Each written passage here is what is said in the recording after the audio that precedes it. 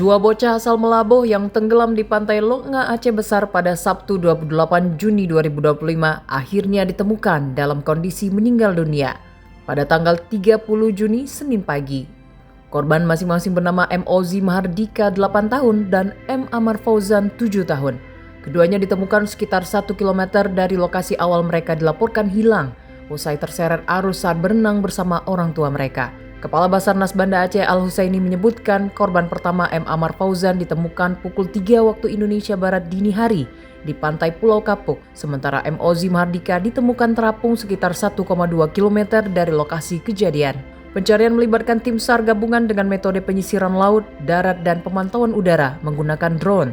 Operasi SAR resmi ditutup setelah kedua korban berhasil dievakuasi ke rumah duka. Basarnas mengimbau pengelola objek wisata pantai untuk meningkatkan keselamatan dengan memasang rambu peringatan dan menyiagakan tim penyelamat. Masyarakat juga diimbau agar lebih waspada saat beraktivitas di kawasan pantai.